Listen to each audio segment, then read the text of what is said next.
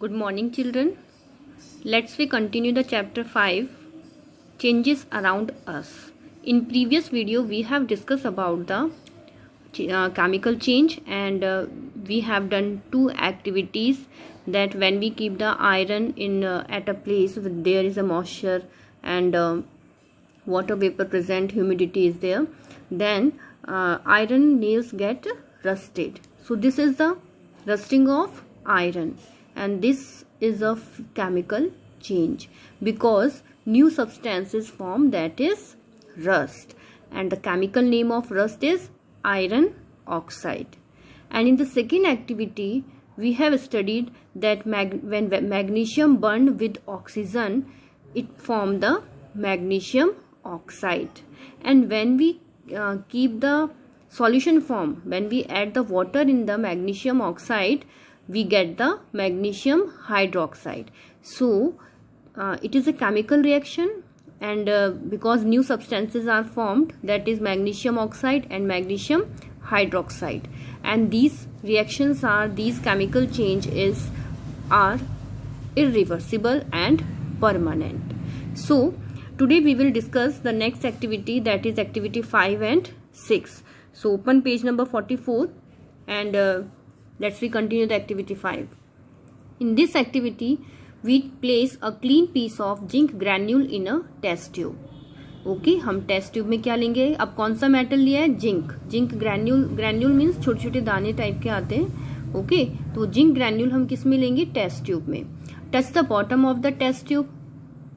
जो test tube में, test tube इस टाइप की होती है, ओके लेबोरेटरी में यूज की जाती है. तो यहाँ बॉटम में हम टच करके देखेंगे. Does it feel warm? क्यों टच किया है? क्योंकि हमें इसका टेम्परेचर देखना है कि वो गर्म लग रहा है या कैसा टेम्परेचर है. With the help of a dropper add some dilute hydrochloric acid to the test tube. Dilute hydrochloric acid available in the laboratory. Okay it is a chemical and it is a acid, और थोड़ा dropper होता है जिससे हम उसको pick करके और इसमें टेस्ट ट्यूब में डालेंगे. तो ड्रॉप बाय ड्रॉप हम उसमें थोड़ा सा हाइड्रोक्लोरिक एसिड ऐड करेंगे. किसमें ऐड किया? जिसमें जिंक ग्रैन्यूल ऑलरेडी प्रेजेंट है.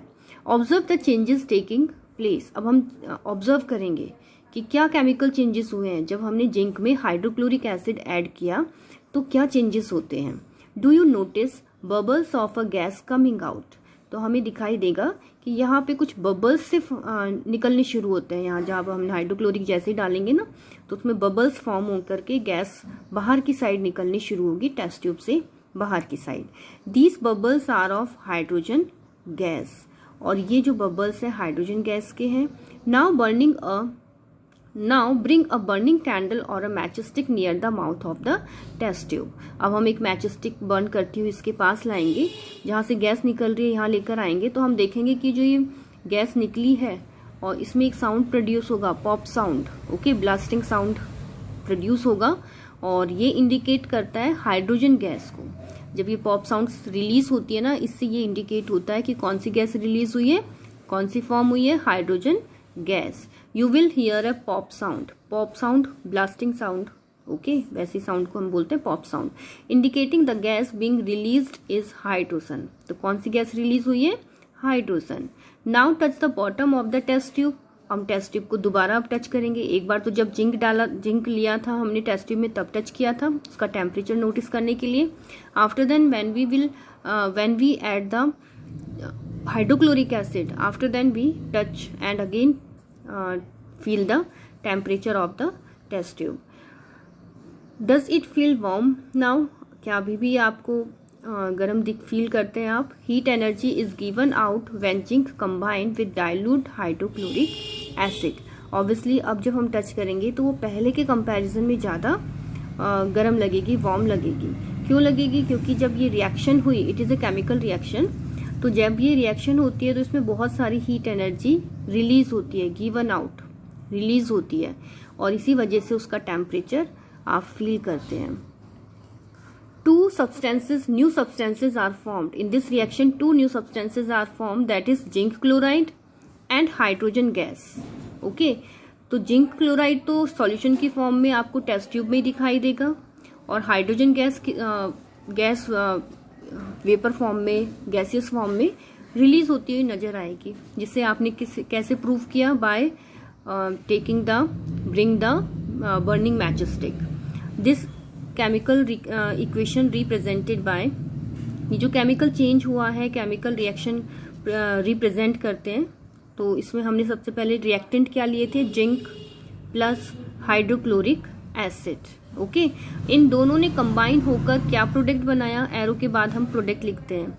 तो जिंक ने हाइड्रोक्लोरिक एसिड से कंबाइन होकर जिंक क्लोराइड फॉर्म किया, zinc chloride plus hydrogen. Listen children, there is a mistake in the book, so you do correction.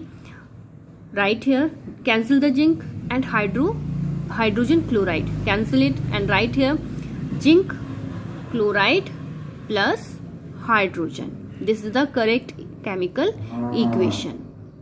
Okay, so by this activity we have noticed that it is not reversible. ये दोबारा zinc chloride, अगर hydrogen gas release हो गई है तो आप दोबारा से ये रिएक्टेंट नहीं ले सकते हैं। जिंक आपको दोबारा नहीं मिलेगा, हाइड्रोक्लोरिक दोबारा नहीं मिलेगा।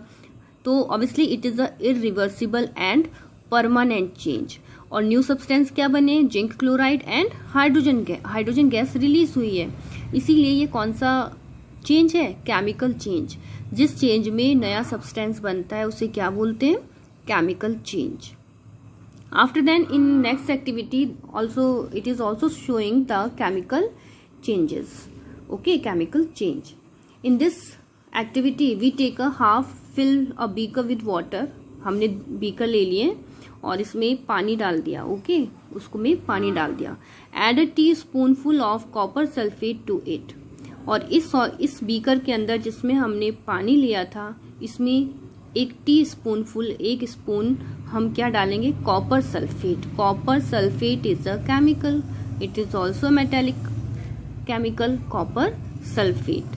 तो ये पाउडर फॉर्म में आता है। इसको 1 टीस्पून लेकर के हम बीकर में डाल देंगे। स्टायर इट वेल, इसको अच्छे से स्टायर करेंगे। Stair means mix it well, mix करेंगे।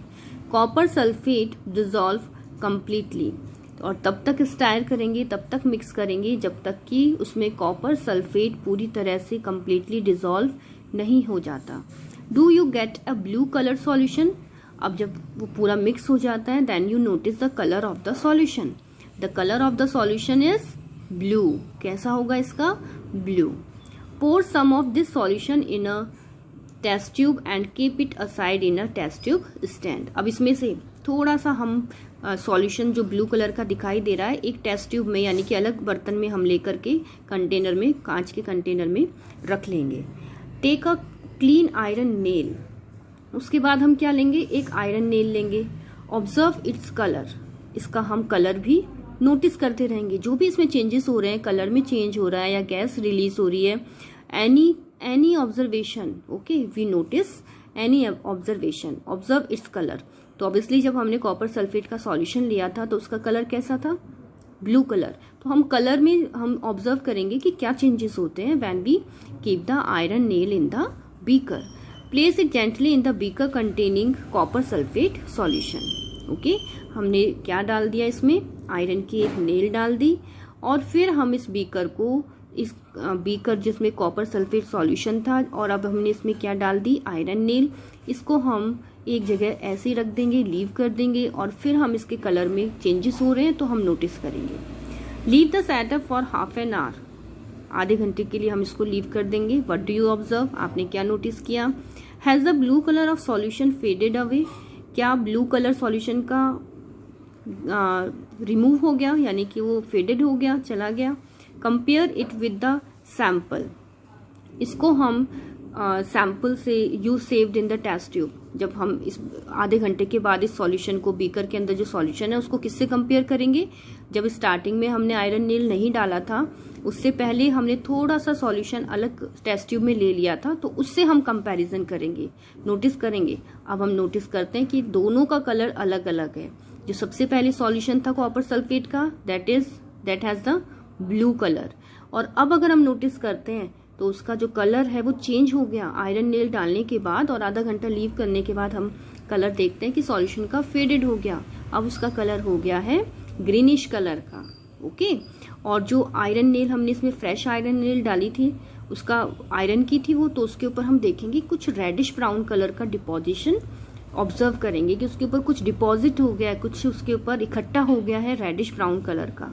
सो remove the iron nail from the copper sulphate solution on and we notice all the changes. सारे के सारे चेंजेस हम नोटिस करेंगे। Now this all these observation we notice when iron nail is placed in the copper sulfate solution, a new substance formed called ferrous sulfate is formed and copper get deposited on the iron nail। जब हमने iron nail को copper sulphate solution में dip कर दिया तो एक नया substance बना जिसका नाम क्या है, फेरस सल्फेट, और कॉपर आयरन नेल के ऊपर जाकर के डिपॉजिट हो गई। ये केमिकल चेंज हुआ है और इसको हम एक केमिकल रिएक्शन के थ्रू रिप्रेजेंट कर सकते हैं। तो एरो से पहले जो हमने लिए that is the reactant, okay. Arrow के बाद जो हमने लिखा है that is the product. So listen, see the reactant, we take the copper sulphate solution लिया था, उसमें क्या डाला था, आयरन। तो हम इसको ऐसे लिखेंगे कॉपर सल्फेट प्लस आयरन। और नीचे हम नोटिस इसका जो हमने कलर नोटिस किया था वो भी नोट डाउन करेंगे। कॉपर सल्फेट सॉल्यूशन का कैसा कलर था, ब्लू, ओके। अब देखिए इनके बीच में केमिकल रिएक्शन हुई और नए सब्सटेंस बने। तो जो नया सब्सटेंस बना वो बना फेरस सल्फेट और कॉपर, ठीक है। तो फेरस सल्फेट का कलर होता है ग्रीन, इसके नीचे ये this is the wrong, okay. So you do correction here, cancel the reddish brown and write here green. Ferrous sulphate का कलर कैसा हो गया, ग्रीन। और कॉपर का, जो कॉपर कहाँ पर दिखाई देगी आपको, नेल के ऊपर जो डिपोजिशन आपको रेडिश ब्राउन कलर का दिखाई दिया वो किसका था, कॉपर का। तो इसके नीचे आप लिख लेंगे रेडिश ब्राउन, ओके। ये ऑब्जर्वेशन है, तो आपको जो जो कलर चेंजेस हुए और जो जो फॉर्म हुआ है जिस कलर का है वो उसकी चेंजेस उसके नीचे ही लिखने हैं। यहाँ पर लिखा हुआ है iron sulphate, this is the wrong, और ग्रीन भी लिखा है, तो सल्फेट और ग्रीन को आप कैंसिल कर देना, only right here iron. So chemical equation will be form copper sulphate plus iron and ferrous sulphate form and copper form, okay। So in this activity again we notice that in this reaction it is a irreversible, दोबारा से ये चीजें नहीं मिलेंगी हमें, iron और copper sulphate solution. अगर एक बार फेरस सल्फेट और कॉपर बन गया तो दोबारा से हमें ये नहीं मिलेगा, okay. So irreversible change, permanent change and new substances are formed, that's why it is a chemical change। So we have done 4 activities in the chemical changes। So conclusion is that, okay, what are the characteristics of a chemical change? The conclusion is that the chemical change is irreversible and permanent। इससे ये conclusion निकला इन activities से कि जो chemical change है irreversible है, they can't be reversible, दोबारा से वो चीजें नहीं बनती हैं, and permanent, okay, एक बार बन गया तो बन गया।